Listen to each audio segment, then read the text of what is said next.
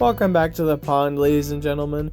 In today's video, we're going to be playing Hollow Knight, but with a hint of autism. In this challenge, we will be beating Hollow Knight without any upgrades or charms. And if you don't know, charms and upgrades make the game actually playable. And we also won't be going for any unnecessary to beat the game items. So if we don't need it to beat the game, we won't be collecting it. Except the shooty thingy, because I wasn't thinking. So not only won't we be getting any upgrades or charms, but we also won't be getting any unnecessary items. For example, we won't be getting Howling Wraiths, Abyss Shriek, Shade Soul, Descending Dark, Shade Cloak, and no Mass Shards or Soul Shards. So basically, we're going into the game with nothing, and we're beating the game with nothing. And just so you know, yes, I did go through a tremendous amount of torture and pain. So like, subscribe, and enjoy, while I have thoughts of playing Hangman in real life.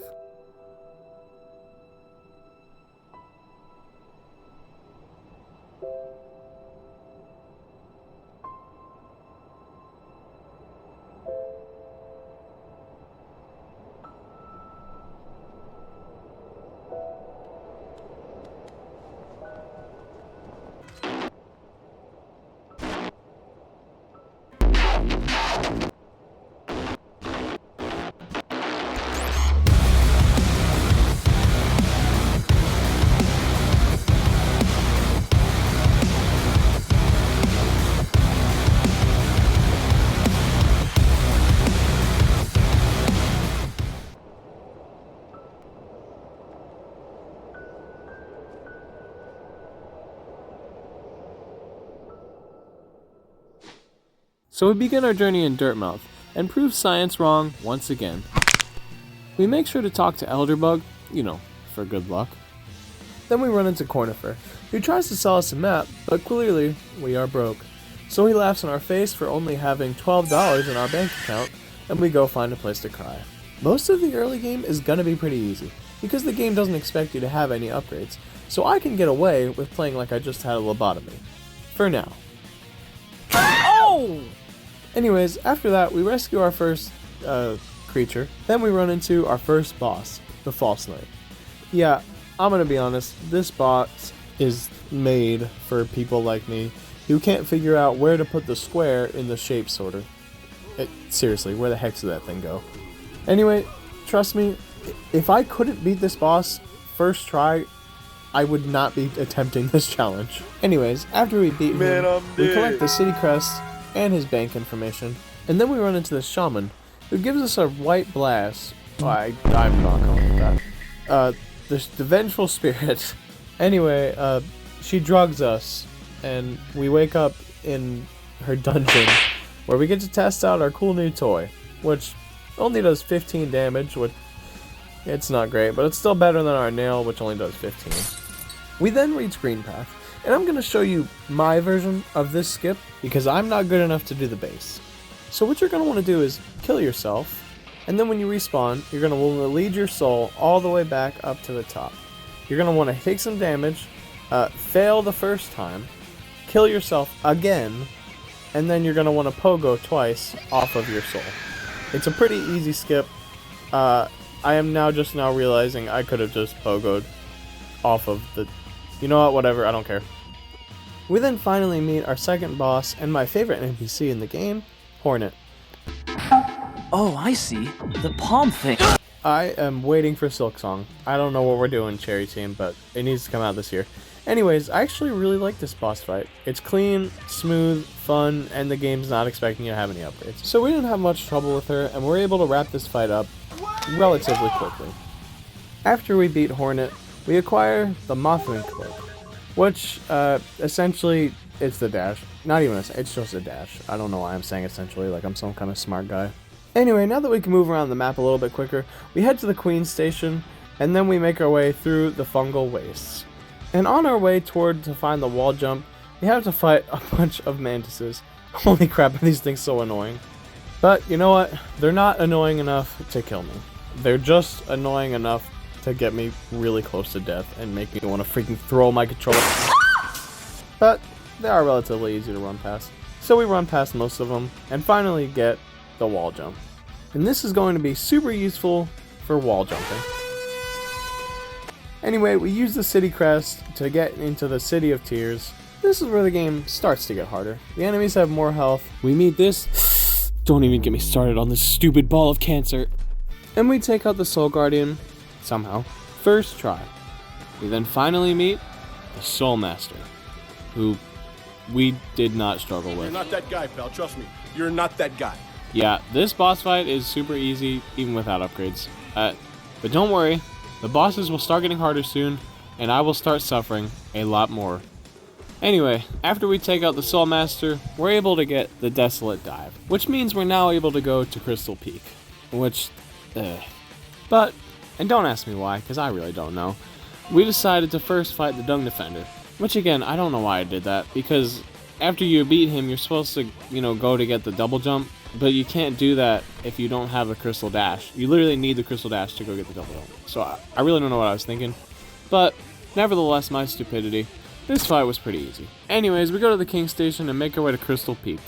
This is my second least favorite location in the game, bro. The freaking parkour, the enemies, the stupid crushy things. Anyway, we get the Crystal Dash, which pretty cool, I guess we needed it. And we freaking get the heck out of here, because we do not like Crystal Peak. Now that we have the Crystal Dash, we can finally fight the Broken Vessel. I'm pretty sure that this is the first fight, or boss fight at least, that we died in. Let me just say that this is some subtle foreshadowing, because at this point in the game, you're expected to have at least one upgrade and decent charms, which I have neither. So the game stops pulling their punches, and my legs started shaking, because deep down, I knew it was coming. Thankfully, this fight wasn't that bad. We were able to get the Mothwing Cloak in under 20 minutes. That is going to stop happening from here on out. But anyway, after going in the wrong room and dying a Viking's death, if that Viking was a paraplegic, we find Gigi and get our soul back, and continue to play like a freaking paraplegic robot. Oh my gosh. Anyway, we get our soul back, because screw going back in that room. And, oh my gosh, okay. Alright, I know I'm bad at video games. Alright, I am aware of that. My first time playing this game, with upgrades and everything, well, with what I had, because I was too stupid to grab certain things, it took me 5 hours to beat this boss. First time playing. And you know what? I wasn't too far off this time, because it took me 4 hours this time. I was dreading this fight before I even started the game, because I knew how much I struggled in my base playthrough. And to be honest with you, they're not even that hard. It's just the fact that there's two of them, and I have no upgrades. And you know what? I did a little bit of digging, because I got so angry. Turns out that each one of these guys has 220 health. And until the last two, then they have 240 and 260. But 220 divided by 5 is 44. You have to hit each Watcher Knight 44 times. And if you're using the soul, it does 15 damage. But I'm using most of my soul to heal, because I'm not good enough to play without getting hit. This fight was legitimately a quarter of the entirety of my footage. But, you know what? Eventually, I told a trusted adult and took care of this disease before it became terminal. So, you know what that means. Disco time!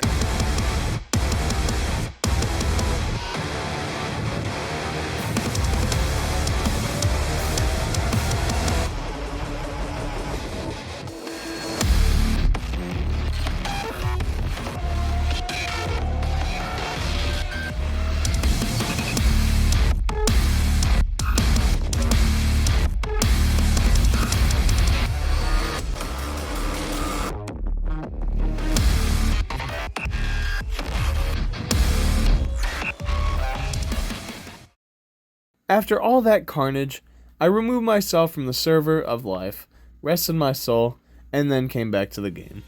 After that, we go back to the Far Out and Crossroads, and apparently we never defeat the Grezmother, so we sprayed some pesticide, and we move on to the Blue Lake. So we can finally get our Dream Nail, which means we can take down some Dreamers, and oh gosh, beat the game. I'm aware that we have to fight the Sodom Knights, but let's just get there. With us finally have gotten the Dream Nail, we take out the first Dreamer, and we make our way back to the waterways to grab Isma's Tear. Well, in doing that, I actually found some dialogue that I've literally never seen or heard before. I don't know how I got it, but I thought it was pretty cool. You never see this side of the Dung Defender. He's a pretty chill guy when you get to know him.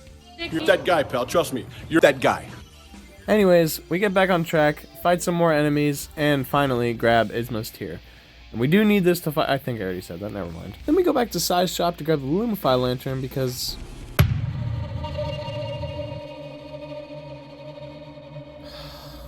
You remember when I said Crystal Peak was my second least favorite location? This is my first. I hate this place. Everything has so much more health. And not only that, but the walls just break and drop you into spikes. Anyway, we walk into an intervention for my gambling problem, which I'm really not even sure they found out about. I thought it was very well hidden, but thank goodness. It was just an ambush. Oh wait, that's not good either. So after spending 5 minutes on one enemy, yeah, screw that guy in particular, freaking worst enemy in the game, we take out the second dreamer and move one step closer to being eternally tormented by this stupid freaking Sodom Knight. After that, we head back to the Forgotten Crossroads and we go through the alternative path to get to Umu, which is not easier, but we don't have the Shade Cloak and we're not getting it. Alright, Umu. The only reason I had a problem with this boss, and thankfully it only took me a half hour compared to multiple hours, is because you can only attack him infrequently and do very little damage. That's why the fight took so long, and you just had to last until he was ready to be attacked, which was like once every like 30 seconds. But thankfully, compared to what's next at least, it wasn't that bad. So after taking down the third dreamer, it's time to fight the freaking Sodomy Knight. This fight is the reason why I am immune to purple nurples.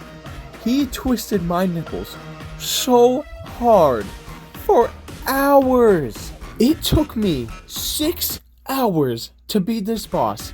I don't know how to explain the way I felt while fighting him, but let's just say it was very similar to being friend-zoned by a girl that you've liked for 8 years, mixed with watching your house burn down with all of your belongings inside of it. I don't know the pain of watching someone you love being caught on the To Catch a Predator show, but I have to imagine that this is vividly similar. This video went on for so long, I had to stop recording because I didn't have enough space to finish the recording. I legit had to start editing the video down to like 2 hours and then come back and finish. But after years of throwing away my family to gambling, I mean playing Hollow Knight, we were finally able to show the Sodom Knight why I gave him that nickname.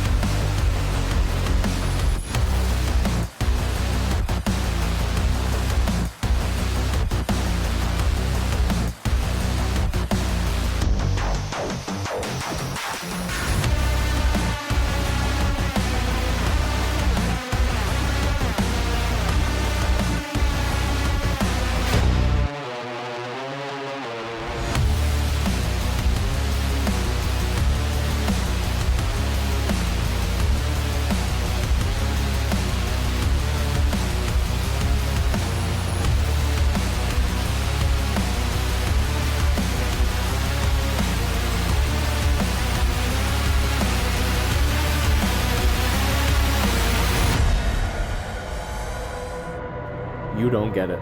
You have never played Hollow Knight without upgrades. You will never play Hollow Knight without upgrades. Because you know why? Because it's the stupidest decision you can make. Why would you play the game without any upgrades? Just play the game normally! Thank you guys for watching. I actually did put a lot of time into this video. I actually probably put less into this than I did the other one, but I did say I'd be doing easier challenges. Although I'll probably be doing even easier challenges after this. Holy crap. But I'm glad you guys watched, and thank you for staying to the end. I appreciate y'all's patience with my stupidity. Like and subscribe if you enjoyed, and comment if you want to see another video. I'll probably put another poll out. The last one was just all Hollow Knight.